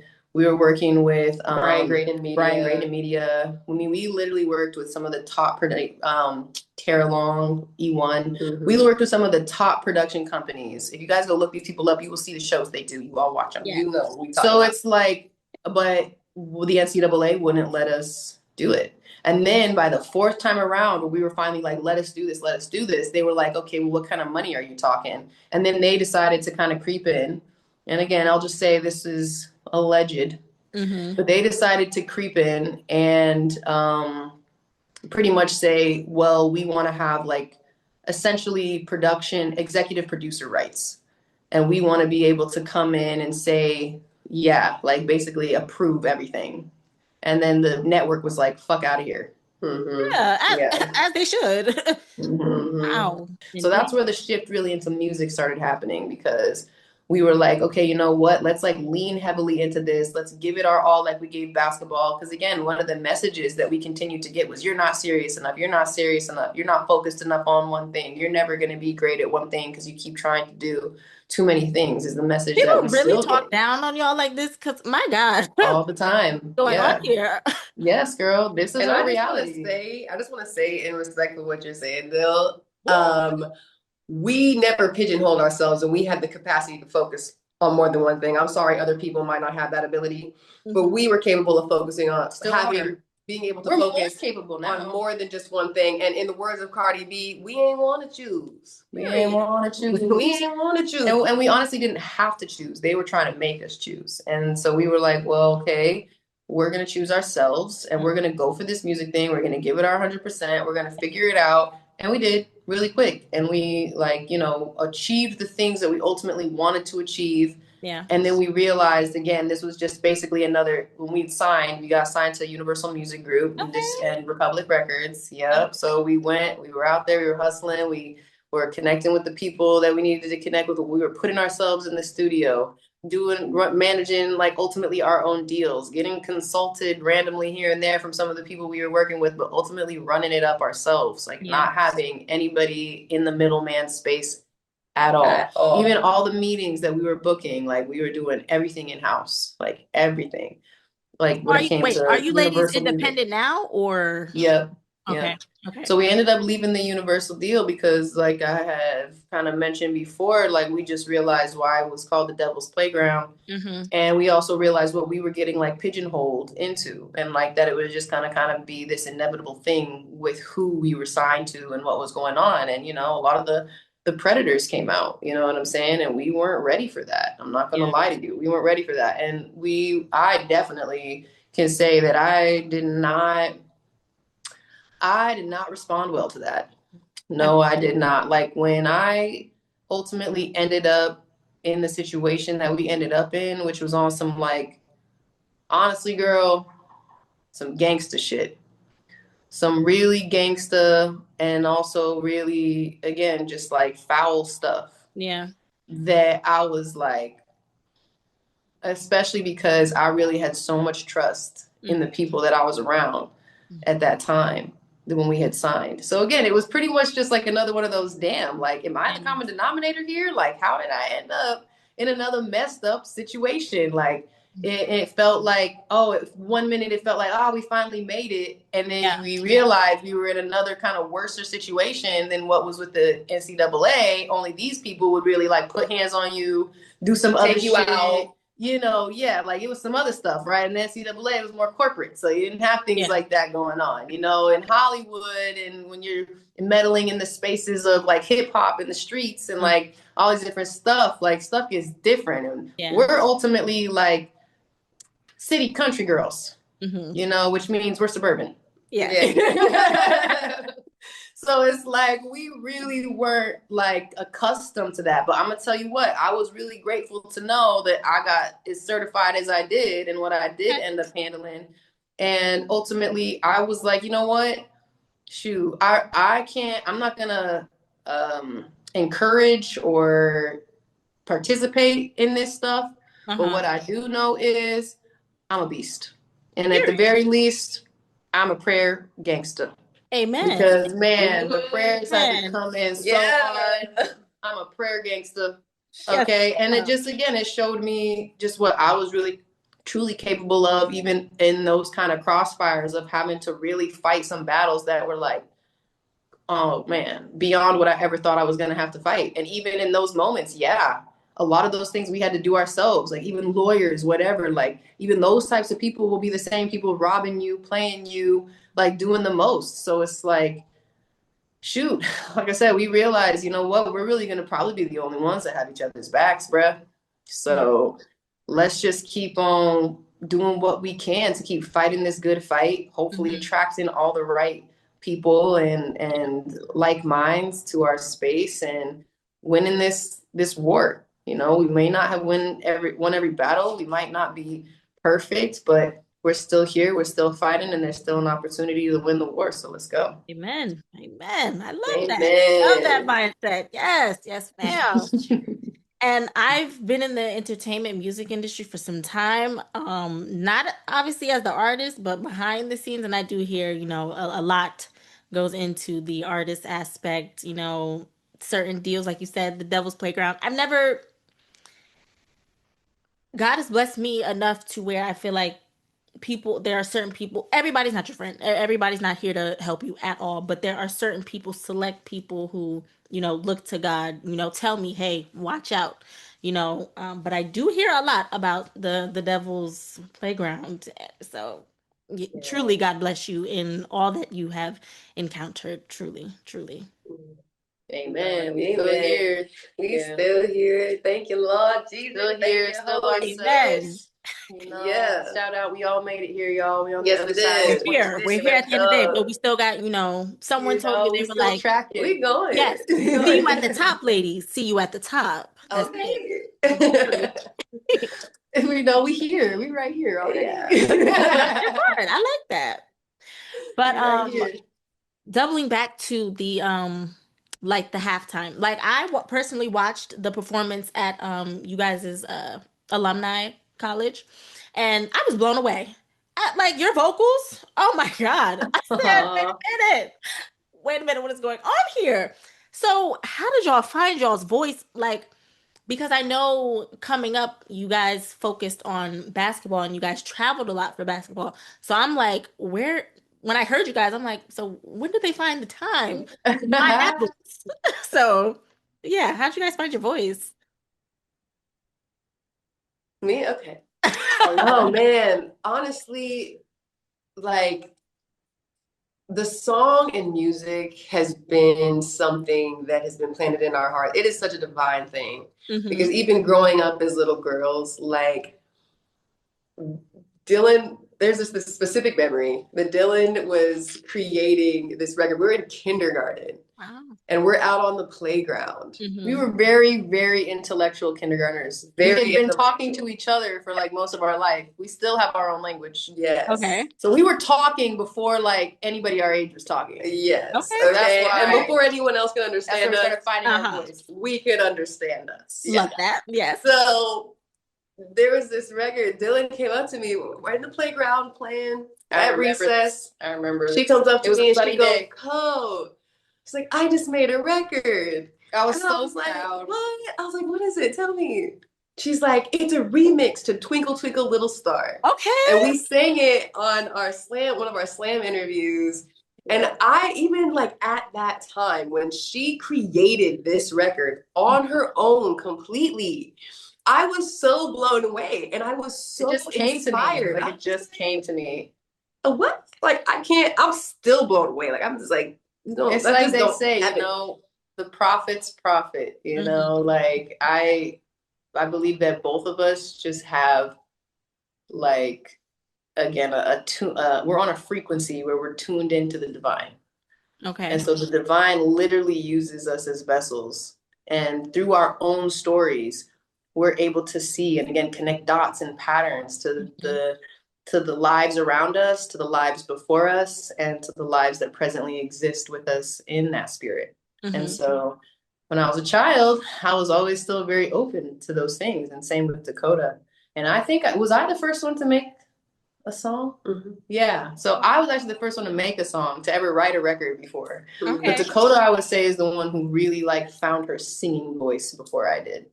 Like for me, I was like in a space where I was trying to sing. Like I did my best. But when I tell you, girl, the pipes I got on me now, honestly, came from my hardship.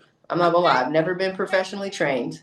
Okay. I've never like had any like, you know, vocal coaches. The most that I had was people just help with like songwriting or like how to execute a record when I was recording, but like nobody ever like vocally coached me or anything. They weren't even trying to teach me to be a singer. They were trying to teach me to be a trap star or a trap queen. So respectfully to all the trap queens. That's just not me. Like I said, it's Urbanite. So when it comes, it's just not authentic enough to our brand. And plus, like, those weren't the only stories that I wanted to tell for like my trap queen side. And so I wanted to be able to sing the songs that I knew I was truly capable of singing in my heart. And I didn't know how I was going to get there. But honestly, like when life broke me is when I found my voice, my real voice. Like the song and the word, like she said, has always been in us since we were kids. It's one of those things where like we were just naturally blessed and gifted with that. Because again, I don't really know. I couldn't tell you. It wasn't a thing I read or a thing I found. It literally, the song just comes to me. The word just comes to me. I could start going off right now. Yeah, no, for real. I'll be like, bars, bars. And then she'll be like, all right, let's get it. We got to record it. We got to get it. Sometimes though, when I tell you, I actively sometimes, that's why I'll be looking around or thinking, because I'm trying hard not to speak in like a parable or like poetry. Like I'm trying to like speak and just like conduct myself in a way that's just a little clear, more like straightforward concise. And like clear, concise, because parables are like metaphors, and it's like sometimes they can just like go over your head. But yeah, I would say like when life really broke me is when I found my voice, and I just unleashed. Like I would tell people all the time, you know, it's like you guys envy my abs and you envy how like cut up I am, but you don't realize like I've broken ribs crying before, like from how hard I've cried. And that's why my abs are so strong and my bone density is so strong, because of what I've had to recover from even by myself in my own natural evolution of like growing and overcoming these things. That and a legitimate trillion reps of ab workouts. But those ab workouts were what, you know, helped me recover in my rib crushing. Because it was really that serious, but like it was also so beautiful. Like I was so grateful. It was kind of one of those like beautiful disasters, you know, where it was just like, oh wow, it's like watching a storm or something, like a tornado. It's like so beautiful. Like, you know, it's like a disaster, but you're like, wow, like that's what it felt like, finding my voice for real. And even like when I was young, I was actually the shy one. I think that's why I do all the talking now. I had been holding so much in for so long, and I wasn't allowed to do interviews. I definitely understand. Yeah, so now here we are, but yeah, it's been great. Twinkle Twinkle Little Star, that was a hit. We're probably gonna have to like remake that, because I still can't believe that came from my kindergarten self. Like I'll be so surprised. Like I'll be like, wow, like God knew you were a star back then. Okay. Yeah, like he was doing some things, and that's why he said, "Twinkle, twinkle, little star." That exactly. Yeah. I mean, I was like, "Oh, this is for the band." We were watching a lot of Josie and the Pussycats. We were. And he's still repping. Yeah, little drummer girl. I'm on the bass. But no, I would say for me, I think. Like Dylan said, God just like planted song in me so early. Like after Dylan had created that record when we were in kindergarten, I went and created a record called Tombstones it's a little vibe. It's bomb. And it's like a life sentiment to live by. It talks about like, you can sing like nobody's listening. And I took these words, these excerpts off of these tombstones and just created a melody with it.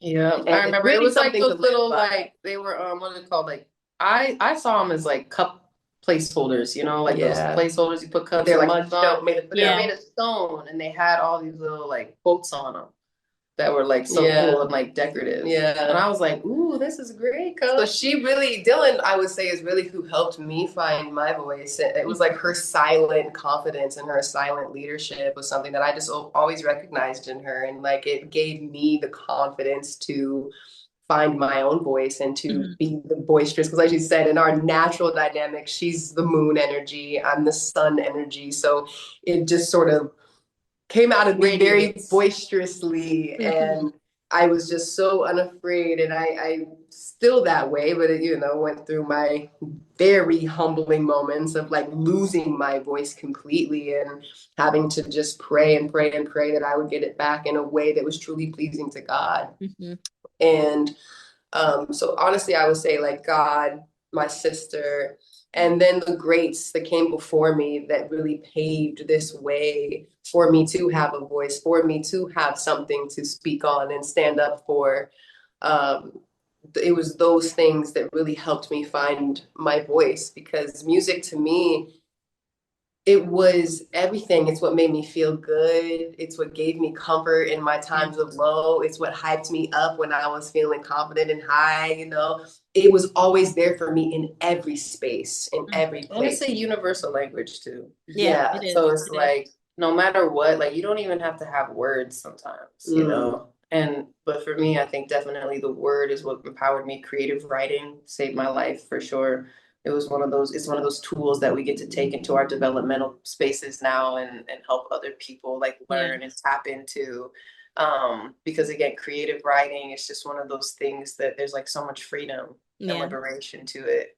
Yeah. And you again don't judge yourself, Yeah. and you just are honest with however honest you need to be, even if it's a little dark or like over eccentric and excited, but Mhm. it's in that creative space and with music that you get to be that. And so music was always therapeutic for me. I was always having a really hard time like socially and relationally and with basketball and with school and with all these pressures, and music and the literary space were the places that I got to escape to. That was my therapy. That was my therapist. That's when I got to go talk to God and go talk to these different entities of the world, is when still to this day I get to go to that place and like lock in with music. And that's why even now we've been locking in for so long, because our music is truly a piece of our soul. It's like the child that's like birthed from our soul in the Yeah. creative space.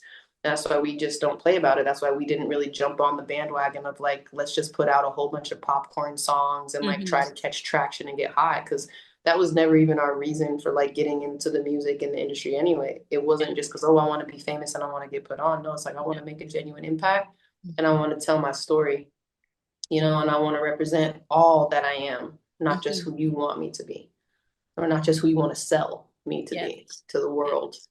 So that's why we do everything independently now. That's why we're not, signed or anything like that. I don't think I would ever sign to a label again, but I do think that I'm interested in partnership distribution deals. Okay. So Those if we are, I can think those, partner together, yeah. then maybe we can create something different now that we have a business of our own and we Yeah. make music and we do our own marketing and distribution as well.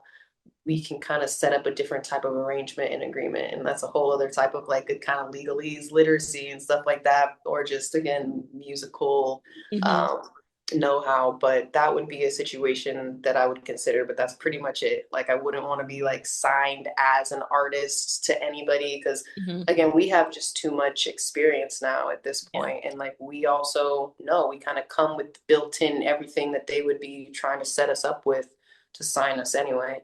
So ultimately, I think that there is a future there. So to all of the labels, Okay. I am on the market. Okay. Yes. I'll be on the lookout for you, ladies. Yes. Joint partner. Yes. Ideally, Yes. we want to try to keep things, as organic and in-house as possible. We just want to make sure that even if that becomes a thing, then it's with somebody who truly supports our vision and supports our story and like believes in us, like genuinely believes in us, doesn't just want to buy us. So yeah. And it's coming. all good things are coming for you, ladies, especially with Thank you. Likewise, girl. Let's go. Let's go. yes, we got to get ready. But Come on.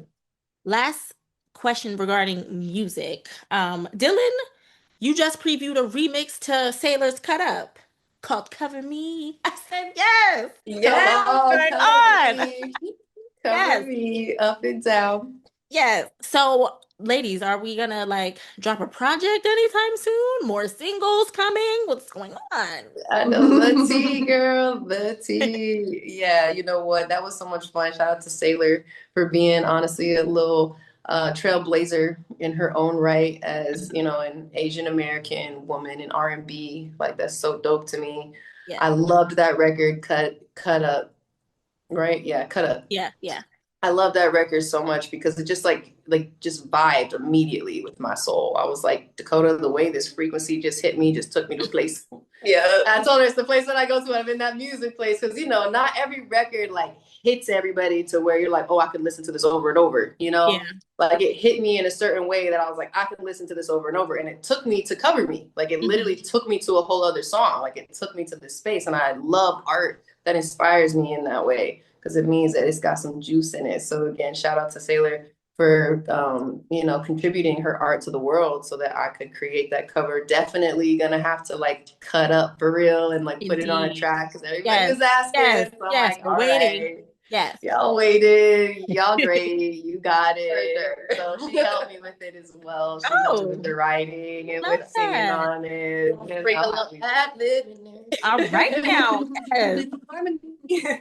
But yeah, so we are super excited. We're getting ready to drop some music this year, and man, we got some stuff, man, and I cannot wait. The rollout's gonna begin here, coming up around the summertime, man, Okay. and like even all like we're getting the visuals, we're getting so many different things together. Everybody who's on my subscription for Instagram already is like clocking all the tea of what's going down because again, we got to talk this real story.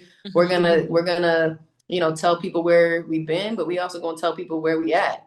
Yeah. You know, and like really like what's good and how our world operates, how we see the world, how the world responds to us now, you know, like what things look like over here now that we've kind of built out our own space away from what we had started in. Yeah. And we can't wait. We can't wait to inspire. We can't wait to change lives, honestly, because I believe that our art is powerful enough to change lives. For sure, for sure. It's been dope even getting feedback. It can get so easy to like harp on the negative stuff because it hurts you so deeply. But truly, we've had such incredible people in our lives who have supported our journey and who really have rooted for us and want to see us win. And those people mean so much. And there was a woman who was mentioning to me how she listened to like sometimes I forget we even have a SoundCloud because like I just don't tap in with it like I probably should.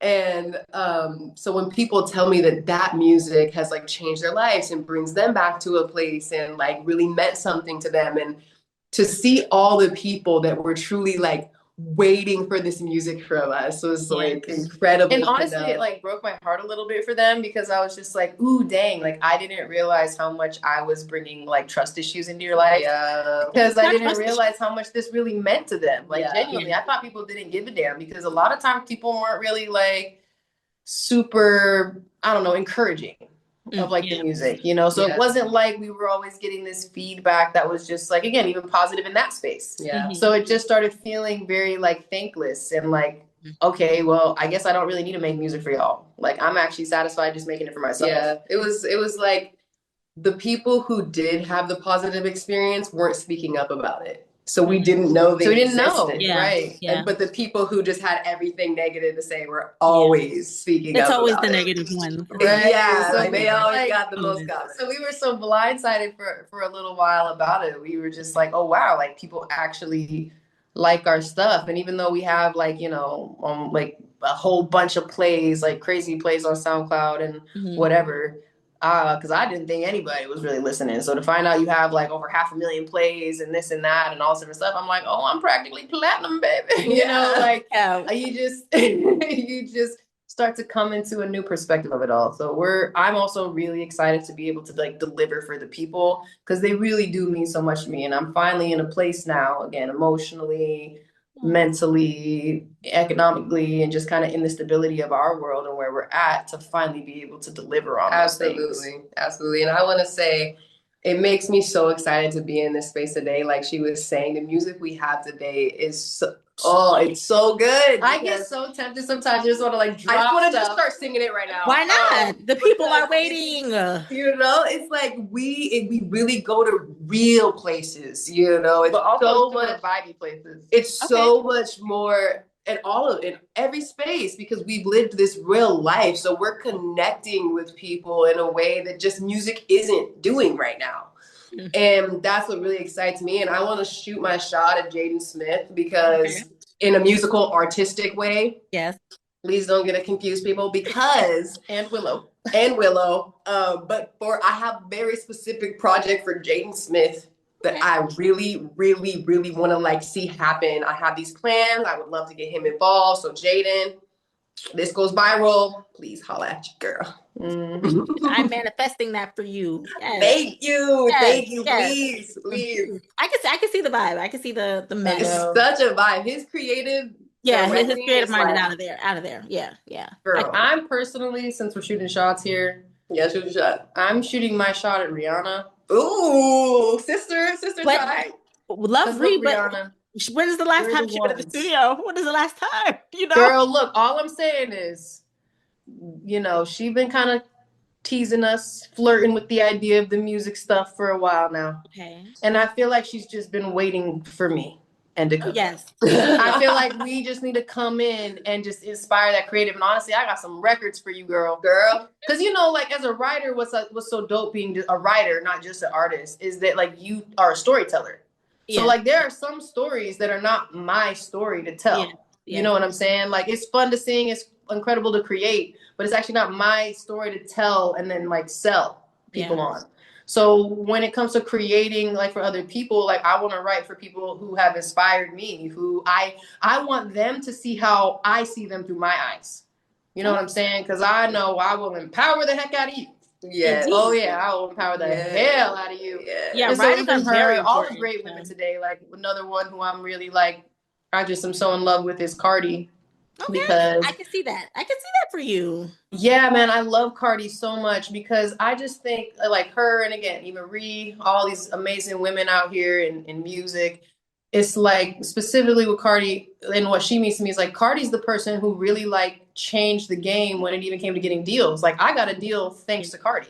You know what I'm saying? Because she created a new landscape for what like artistry could be and like what could be created. Like there wasn't people that were getting deals off of TV shows. Okay. They were being made fun of for going on like, you know, certain, let's just say entertainment television. Yeah. And so it's like, for her to come out and become this global superstar and like again to see her fight for like her space and her respect and her everything to this day and then to even be so raw and vulnerable and real and like learning in real time under a magnifying glass but still doing it so freaking beautifully and so like her album was crazy like and her tour is going crazy right now. And again like to see her do that off the back of like well, shit, Am I the Drama is like with all the drama and it's just too organic and real. It's just such a beautiful thing to see because it's not like her just setting up all these like moments to stage for us. No, like this is her real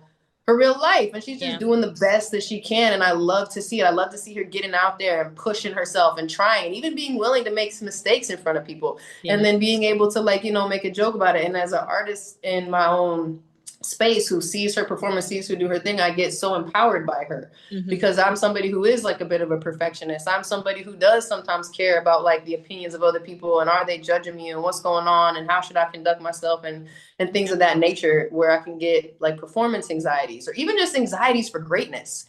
Right. Because again, we've already kind of been there. So just to be attacked all the time, but to see how she's like literally like bodied that, like regardless of what people want to say about her, like she still loves herself down. Yeah, she still goes through her own struggles. Yeah, she still has stuff that's like, you know, hard. But like I've always had so much love and respect for her because it almost did feel like looking at a big sister who was like climbing up the ladder. You know what I'm saying?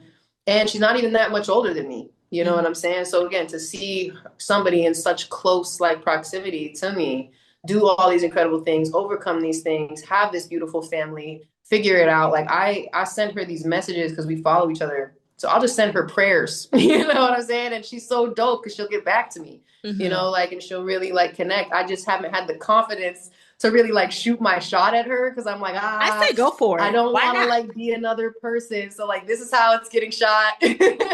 That's in her DMs, like, so I got some records for you. You know, like if it happens, it happens. I'm not trying to like bombard her or anything like that on tour, but I do have the intentions. And as I keep building stuff out, we're gonna see how God and the universe connect our dots or align us to hopefully do some great stuff because we would love to come turn out that tour too. You ladies already put it out there, so it's coming. It's coming. It's coming. It's coming. Out there. Now we're receiving. Receiving. Yes, yes. God works in mysterious ways. Yes. Shoot. So yes, I love this, Totally. ladies. You guys are truly amazing. Like, and I see success, I see happiness, joy all over you guys. I see it down the line for you. Like, I'm excited for what 2026 has for you guys. Like, Thank I know you it's so gonna be much. We're so so grateful to connect. Definitely don't be a stranger. Yeah. And of we really course love not. being here. It's been such an amazing interview and time. And thank you for creating this safe space for us to come here and share our story. Of course. Yeah. My last question before you guys go, since this is the culture seat, how do you ladies feel you have shaped and impacted the culture? For the better. I've shaped it for the better. You know, I think how I've shaped and impacted the culture is ultimately just being the example of what I want to see in the world times two. Yeah. And I think staying true to myself and my heart. And I think how we've impacted the culture is just ultimately just with that, is by never betraying our heart. And now we get to see a culture of people live in, you know, the dreams that were once just shared by us. Mm-hmm. Oh, that was nice. That was nice. That was good. Yeah, that was so good. I think one of the things that I feel Dylan and I, well, some of the things that I think Dylan and I really are that has shaped this culture is our fierceness, Okay. our fearlessness, and being truly indomitable. That's what I believe we brought to the culture is really and vulnerability. Yeah. Like and like it's okay to be vulnerable. It is. And I wish more people thought that way. Yes, it is. Yeah, for sure. And I just think, you know, seeing two women who like aren't afraid to be themselves and to fight for what they believe in, like seeing that in real time go down, just inspires so many others to want to do the same for whatever that looks like in their life. We definitely shaped the culture to, like dream bigger for sure, and to know that they can honestly be anything they want to be in the world. So I feel like we've trailblazed a space that's created more capacity for the multi-hyphenate professional. Yeah. And that's the way to end it. Thank you, ladies. Thank you, ladies. Yes.